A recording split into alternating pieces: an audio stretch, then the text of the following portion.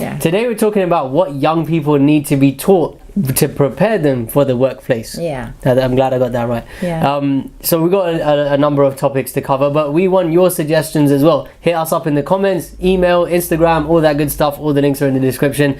Rabab and myself, Sachin, are going to describe what we think needs to be taught, and then we'll go from there. Yeah, and remember the first episode was about if the children are ready for the workplace. So now we are going to speak about what would make them ready. Okay, so ladies first. Okay, so you look at the classroom and you think, okay, are these kids prepared? And you think, what would make them prepared? Would they be more helping each other, working together instead of working each on his own island? Like I look into classrooms and they have these textbooks or the papers that they are working on, and they are not supposed to be talking to each other. What if we let them discuss things together so that they would, maybe I understand something more, you understand something more. If we talk together, then we will understand a bit of each other's understanding. So collaboration, I think collaboration was a very important teamwork is absolutely essential. I said it yesterday, teamwork makes the dream work, because like look, for example, right, I was saying this to you the other day, I'm very like shotgun burst, and I'm like all over the place, but I need you to be the sniper rifle scope so that we go in one line, and you can channel that. That's a synergy of teamwork, right? Yeah, exactly. That for me, and when I was in school, they would tell us off for talking to each other. Yeah, exactly. And it's I found it nuisance. I mean, why? I'm talking about the same thing, so why not? I think, you know, like you said, I might understand one aspect of it, you might understand a different. You combine them, hey, we both understood something. Yeah. I think that's very powerful. I think honesty needs to be taught in the workplace. In school, to prepare children for the workplace. So like when you're in school, you lie about stuff, you might be able to get away with it, not that big of a deal.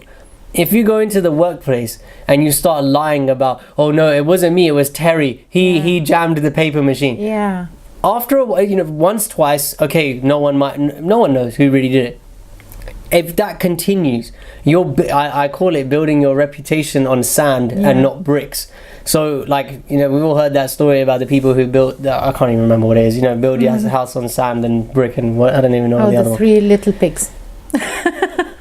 That made me feel silly. That's a story. That's a children's story. It's nice. I forgot that. I thought it was men for some reason. I was thinking, why would a man... Anyway, so I think, you know, when you build your reputation on bricks, it means, I own up to it. Hold me accountable. It's solid. Yes, because at least if you messed up, everyone's going to mess up at some point in their life. I was talking about this the other day. If you messed up, the best thing you can do is bite the bullet and say, you know what, Derek, yes, it was me. And Derek's going to be like, you know what, it's your first time, at least you owned up to it, cool, don't let it happen again. Then you do something else that you messed up, but it wasn't the same as the first thing. Oh, I'm sorry, I didn't know that, you know, the printer didn't go there, whatever, and then you learn.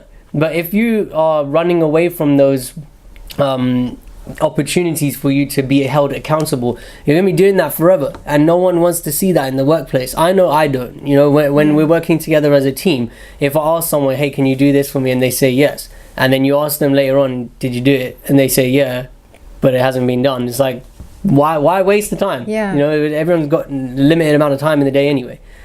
That's very important. So how would you teach children in schools honesty? Give them a task that you know they're going to fail, and see if they own up to it, and then and let them progress the lie as long as they can, and say to them, all right, but it's you know, in here it creates you. I have a very strange way of teaching stuff. I was thinking of another thing. I was thinking of how really teachers address mistakes. So when a child is doing a mistake, they shout at them or yell at them or punish them. And then the consequence would be that he will never admit a mistake later on because he's afraid of the consequences. So I think the consequences, this is another way of looking at it. So if you try to talk with the children about what they did wrong, instead of punishing them for doing it wrong. I think this would lead to maybe them not repeating the mistake, for one, and for two, not being afraid to tell you when they do it. That's so right. And I think this translates a little bit to parenting. I don't have children for context, but I remember when I was a kid, you know, if I'd messed up with something, I really didn't want to tell anyone about it, because I got Indian parents, and it's all about, like, you know, if you make a mistake, you're the devil. And it's not like, you know, that's a parenting strategy I don't agree with, but I think it translates to a lot of areas. You know, there's some people who say, "Oh, my boss is a real battle axe." I don't even know what that means, but you know, not a nice person to be around. And it's like, if you want the best out of people that you're working with, this is coming on to management versus leadership. But we'll talk about that another time. It's this whole thing about treating everyone as like a human, and if they make 9 of the same mistake, okay, you gotta there's one of the people I follow who talks about honey and vinegar, right? Use honey first. Hey, it's all right, man, don't worry about it, just don't let it happen again. And then you need to use vinegar and say, okay, we're enough of that now, we don't want that anymore. And I think you definitely we use the carrot and the stick as an example. You can I think schools are not using enough carrots.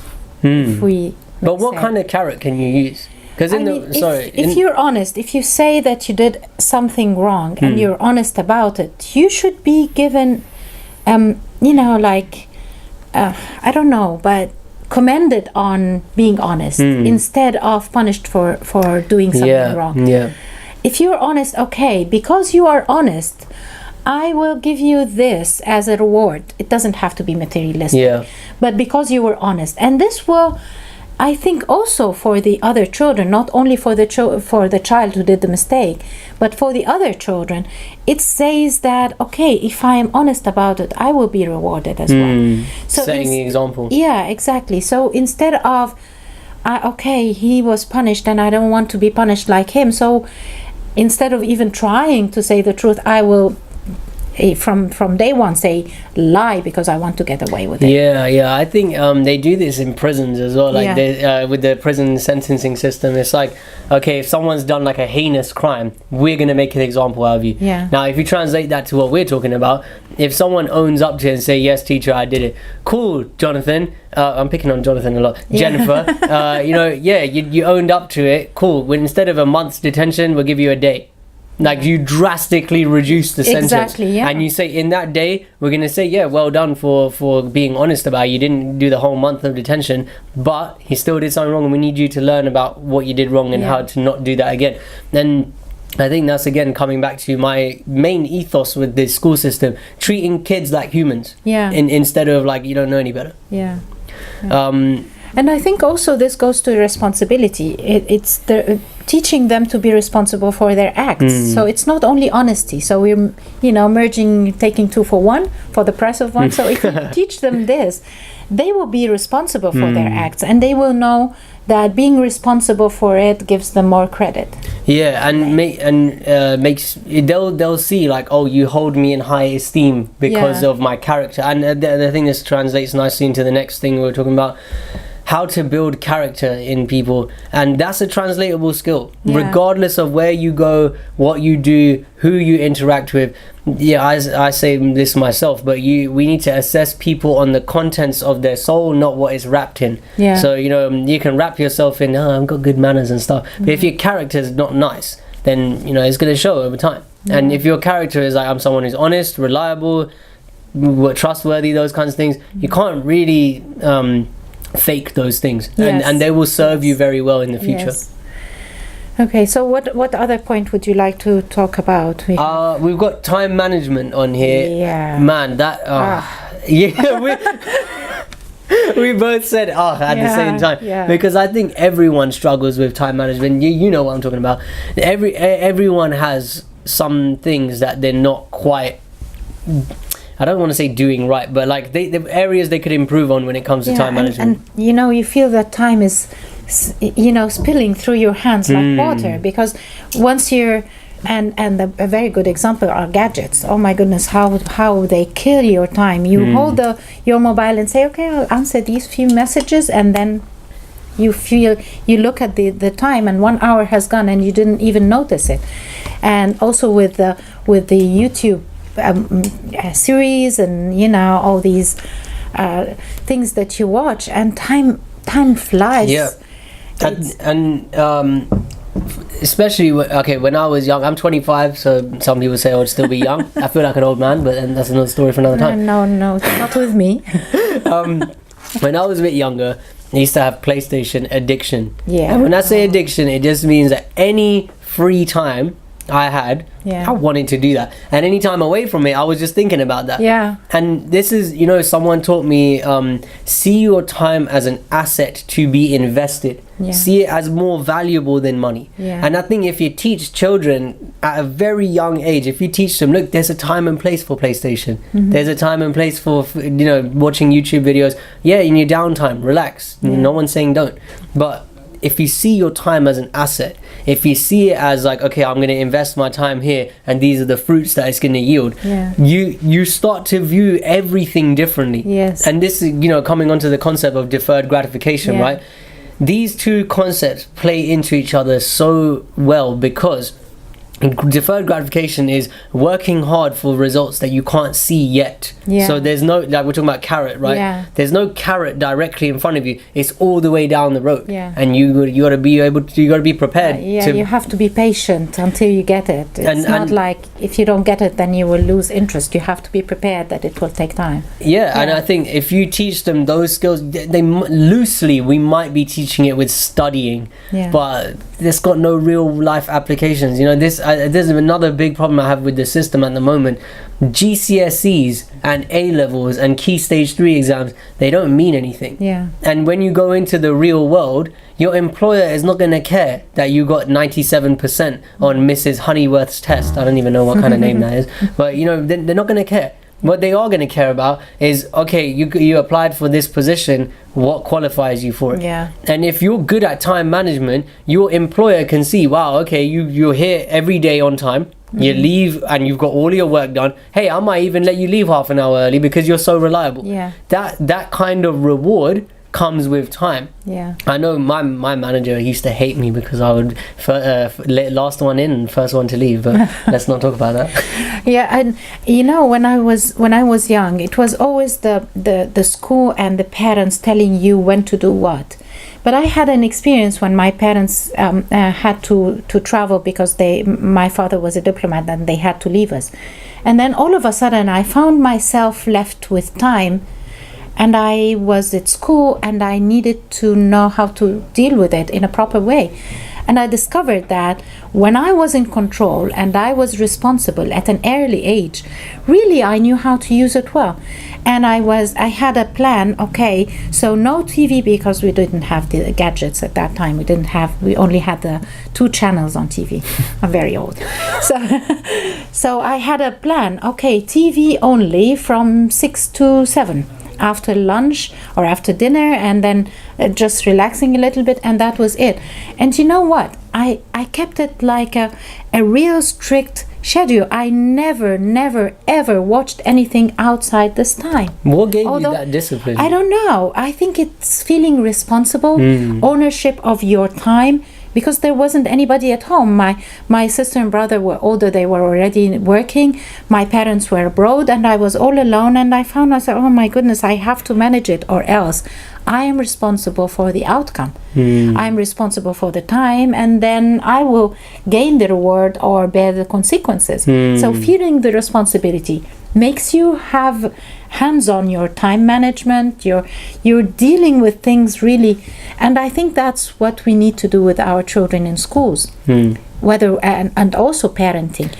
Give them the chance to be responsible, not just authority. You do this or do not. And I think when you create that dictatorship, it's for me, I'm all about empowerment, right? It's very disempowering. Exactly. I remember like people looking down at me like, oh, you're only this age and you don't know this and that. What I like about what you said is like treating children like they're adults, to give them a taste of what it's like to be an adult and see how much further they've got to go. I remember what it's like to first have the whole day to yourself, and at that time I was still very young and silly, but you learn what the consequences of your actions will be. And I think that, responsibility, time management, honesty, deferred gratification, all of these things are tied together. And especially when it comes to how you perform, not just in the workplace but in life. If you're performing at a high standard, you're not concerned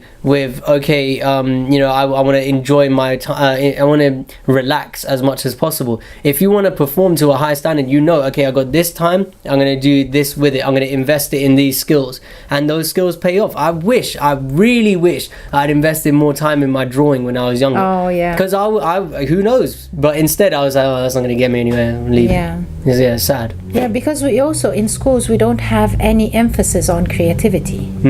It's just even when we talk about art, whether it be drawing or music or any type of art or poetry or writing, it's all about you have to do this. It's not like leaving you to the creativity of what you want to do. I might want to express myself in drawing nature, but you might be more comfortable drawing cubes and lines and squares. I mean, it's the way you represent. So I think creativity also is not being taught in a real proper way. We talk a lot about creativity. I mean, you're going to see over the course of all these episodes, we're going to emphasize it a lot. But for context, right? Why is it advantageous for us to be creative? Well, if you look at it like this, right? If you're more in touch with your creative side, I forget left and right, which one is which, but I think the left is more creative. I'm not sure. I don't know. I can't remember. Well, regardless, like whichever side it is, if you're more in touch with that side, let's say you got a problem in your workplace, in your relationship, in your health, you will have a different way of approaching it rather than linear logic. Oh my god, this has to be done. Exactly. I've definitely seen this in myself since expressing myself more creatively, making music, drawing, writing, all of these things. I approach everything with a different attitude of I can create a solution if one does not exist, and that is what creates a society of innovators. And it doesn't mean everyone has to invent something that's going to help humanity. It just means like you innovate yourself. Oh, I've got communication problem with my boss. How can I? He likes golf. Let me buy him some golf balls, clubs, sticks. I was going to say. But you made me think of something. Also, putting your problems in a form of creativity, like drawing what you feel, makes you also look at the problem from outside, because you drew it, and then when you look at it, it's as if you're looking at your problem, and that's when you're most able to solve it. This is something I teach myself, but like creativity is expression of the soul, right? Yeah. When you, particularly with children, there's a lot going on in here and in here.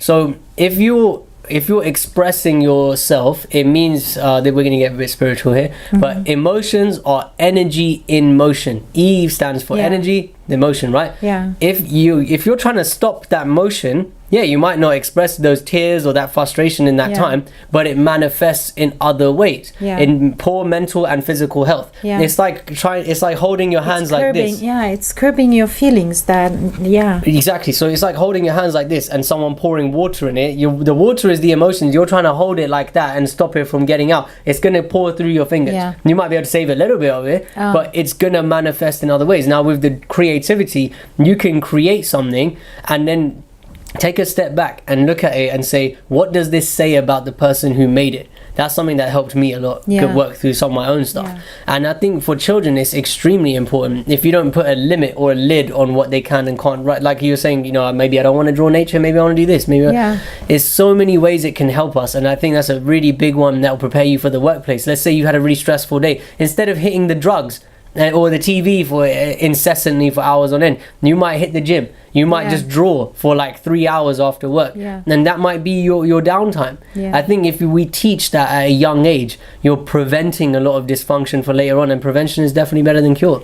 And then maybe the class for art or for whatever we're teaching children would not be compelling children to express themselves in the same way. So we introduce them to the world of art, whether it be drawing or coloring or music or whatever they like to do, or writing, and then let them lead the way of where they want to specialize. And specializing here doesn't need to be grown-up specializing.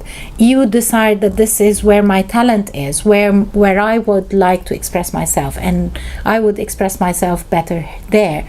And then we have a title on the whiteboard saying, okay, we write today about feelings, and let them express it on with whatever means they have. I think, with the current system right now, it's very rigid. And creativity is not rigid. Exactly. It's pliable, it's moldable.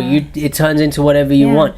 And this comes onto like communication and your feelings, right? Two very important areas I think young people need to be in touch with at a very young age. And if you understand what your emotions, like I call it your inner GPS, right? If you're feeling excited about something, hey, you love it, that's great, go with that excitement. If you're feeling anxious and cagey and your body language is like this, it's not right for you. So we need to learn, okay, that is probably not where I want to go. Maths is probably not my strong suit. I'll learn the basic accounting skills that I'll need to manage my money and stuff. But let's take time away from that and put it into what excites me. And communication in terms of like, we talked about honesty, but real communication is not like, hey, I don't like it when you do that. It's explaining it from the place of feeling it. This is, instead of repressing how you feel, which we do a lot of in this society, and encouraging you to take pills when you're 30 years down the line and you've got problems. If you express it in the moment, and in our workplace, right, I listen to music while I'm working, and I say to everyone, if it's too loud, tell me and I will turn it down, because I don't want it to build over time. This is a very, very fundamental skill we need to teach young people, just expressing how you feel in a constructive way. Communication is very important. And instead of letting it build up and say 2 weeks later you slap someone around the head and say turn it down. That's what I don't want to have in here. I want it to be accumulating honest. Feeling and then bursting, and the other person would like, where did that come from? Because they didn't see it coming. And this happens with relationships, workplace things. I've made it very clear to people when I speak with them, I don't do the socializing stuff. Because I don't like, it's not right for me. I definitely, I like being around people, but I gain most of my energy from being with myself. And if I'm around people for an extended period of time, it's not conducive for me. But when I see you at work tomorrow, I'm all smiles and happy, and I want to be here. But I think that honesty, it sets the expectation. It sets we talk about managing clients' expectations and stuff. Same for the workplace. If you have a client and you're working on a project for them, and they say, okay, we want this project done in 3 days, and you're like, hold on a minute, it's going to take 7 weeks. What do you mean 3 days? Then that's you managing the expectation. That's a life skill translatable across the board. And you did not communicate with him your worries that it will not be done, or if it's done, it will be done poorly. And this lack of communication. So it's time management. He didn't know. You put all these things into one, and you feel that they all connect together. I think they all work like gears, cogs in a clock, or I don't know what they call it. Another thing that we wanted to talk about also is the curriculum, that because we're talking only about the manners or behaviors, but now we want to talk about also when we teach children a curriculum, what do we teach? Do we teach the what or the why? Yes, thank you for bringing that up, because I forgot. I'll bring up the example I was bringing up to you a little bit earlier, was my history teacher, right? Shout out Mr. Buckland if you're watching. I highly doubt he is, but this teacher really changed my life, because he was teaching us history, right?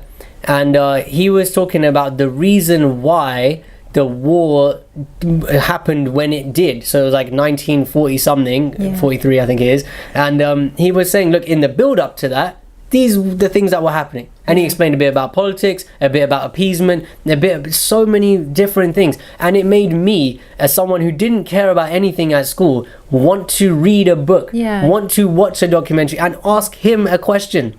For me, that was unheard of. You appreciated the information because you feel that you relate to it. There is a reason behind it. There are emotions involved. So it did not happen just like that. So and you would feel that history means a lot when you teach people why it happened, instead of just pure dates. And if you teach them like human nature, right, like I was fascinated with the psychology of Hitler and Winston Churchill and all of these people, and it was fascinating to me because I saw a lot of myself in them. I was like, oh, I get where Hitler's coming from, and those sanctions that were imposed were really harsh. But then I stopped relating to him when they started getting racist. But that's a story for another time. That was very interesting. Then Churchill's attitude towards certain things, I was like, wow, that's how he motivated people. That's how he like got this his strength of the community together. And they had the posters of Lord Kitchener, the guy with the moustache, saying we want you. Those things for me, I felt like I was being brought into the why rather than just, okay, this is what happened and here's the geographical locations. I didn't care about that stuff, but I started to. That was very pivotal for me. And I think if we bring more of the why, including young people in the discussion, and say, okay, do you think the sanctions we imposed after World War I were too harsh? What do you think about Treaty of Versailles? These kinds of things. That's the discussions we were having. And it might not seem like it's going to be life changing for you at that time, but it's translatable across the board. Because now you will have to think also of what is happening now and how your reaction should be towards this, and this will affect directly your life. So if history does not, or you feel that it does not affect your life now, if you look along the line and how things happen, you will be able to see how history in the making now is affecting your life directly. So you would know when to interfere and want to change this. That also, and sorry, I didn't want to interrupt you, but the making it relatable across the board, you can see, okay, I learned about why certain things got so bad in the past. Now I can look at my workplace. Why me and Derek don't get on. Picking on Derek again, sorry if anyone's called Derek. We don't get on right now. If I keep trying to appease him, maybe he'll take more advantage. If I just put a stop to it and be honest with him, the war won't break out later on. I think that's very important. And it's not only history. Like, for example, I always get asked this question by children: why are we learning math? I don't think a teacher ever answered that question. Why are we learning math?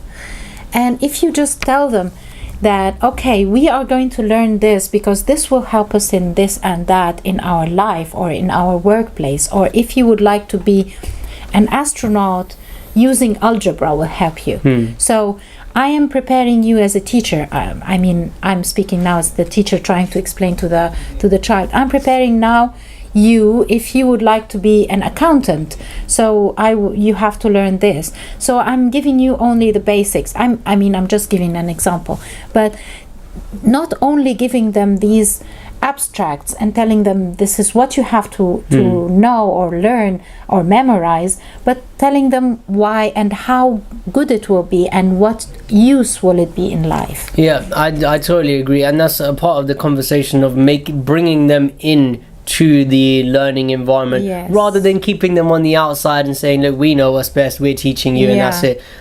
I think this is going to sound very spiritual as well, but I think teaching is a transformational process for both the student and the teacher.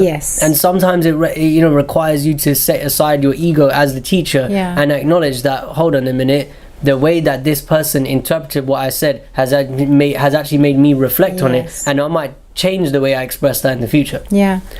In my first life as a teacher, I was teaching in Egypt again, and I was a class teacher, and I was teaching the way that I was taught to teach. And then I found that my kids were, the students in my class, they're starting to lose interest and they were not happy. And so I told them, okay, we'll start. Tell me, how do you want to learn this? And they came out with brilliant ideas. Some said, okay, why don't we sing it? And some said, why don't we have a game around it? And some said, why don't we have an open discussion about the topic? And I changed my whole strategy of how to teach children through them. It was really an educating process for me. I learned a lot from them, because they are, as you said, they are human beings. They are not just children that do not have brains. They do have brilliant ideas. And they're not stupid. Given the chance. Yeah, and I think you've said it very well there. They changed your approach to teaching. They, meaning children, they're the key to making the future prosperous for everyone. Exactly. If we start treating them like human beings now, when we're old and decaying and whatever, they are going to have compassion for us, but also they're going to remember what it was like. They're going to remember what was in place for old people when they were young, and they're going to look at that and say, well, maybe that needs to change. And I think that's part of progressing into a society built on compassion, but we're kind of getting off topic. Thank you everyone for watching. I hope you've enjoyed today's episode. If you've got any questions, any suggestions, any opinions that you want us to cover, let us know. All of those links are going to be in the description. Thank you. See you next time. Thank you very much. See you soon.